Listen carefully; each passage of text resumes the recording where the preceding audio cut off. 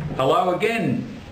This is another one of those great little Phil Evans videos. A lot of this is about, today in particular, this is another one about intuition and following intuition. It can be a very spooky thing at times. I'm going to tell another story later, which is, don't know whether it's about intuition or not, but it's about connectedness. Yeah, we all heard about the 6 degrees of separation. Well, I think these days it's about 2 degrees. Anyway, in about 1992, my daughter had been working on Hamilton Island, which is up off the Queensland coast, and I live in Newcastle, New South Wales.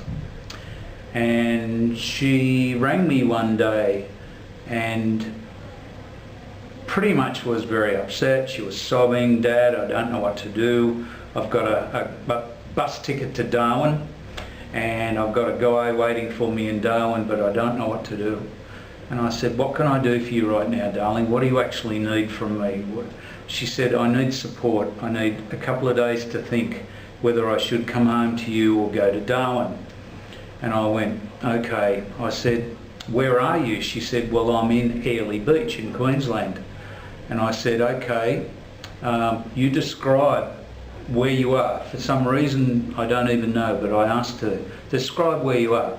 And she said, "Well, there's 3 telephone booths, there's a little park behind me, and there's some shops either side, and something else she described on the other side of the street, but I can't quite recall that." This is, roughly 20 years ago. So, anyway,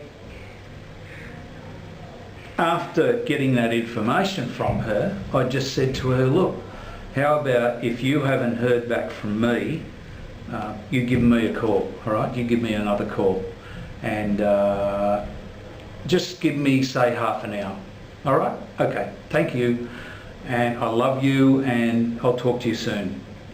Okay, so she hung up. I just sat back and I sort of, instead of panicking, I just sort of sat there and looked around a bit and went, and a phone number came into my head. So I dialed the phone number straight away, and the person answered, and I said, "Hello, I'm not sure why I'm calling you, but my daughter is stranded in Airlie Beach, Queensland." And this woman said, "Is that you, Phil?" And I went, "Wow, who's this?" And she said, "Oh, Liz. You worked in real estate for a while and I met you there." And I went, "Hey, that's tremendous." Anyway, she said, "Yes, I've got a son that lives in Airlie Beach, Queensland."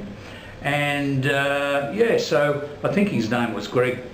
So she gave me Greg's mobile number. Now, just remember, 20 years ago, 18, 20, whatever it was years ago, mobiles weren't as brilliant as they are today, but however, some of us had them. So I rang Greg and I said, "Greg, I'm a friend of your mother's. My daughter is stranded in Airlie Beach, needs some emotional support, maybe a roof over her head for a couple of days, really needs nurturing. I'm just wondering, can you help me?" And I said, "Look, the only thing I know is she's standing where there are 3 telephone booths, a little park behind there, and a couple of shops either side of the road. And there's something else that she told me about the other side of the street, and can't quite recall what that was." And he said, "Oh, really? Okay." He said, "Has she got curly hair?" And I just went, "What?" And he said, "Yeah, I'm standing straight opposite those 3 telephone booths, and what she had described the other side of the street was in fact something to do with Greg." So, wow. To me, that's a miracle, but it's also about intuition. It's also about the universe working. It's also about God, the angels. Wherever your headspace and your heart space is at, it's about that. But the connectivity and being able to just sit back and trust those gut feelings that we get and go with them, you really literally can create miracles. So I've got lots of those stories. I'll share some more of them with you at another time. See you soon. Bye.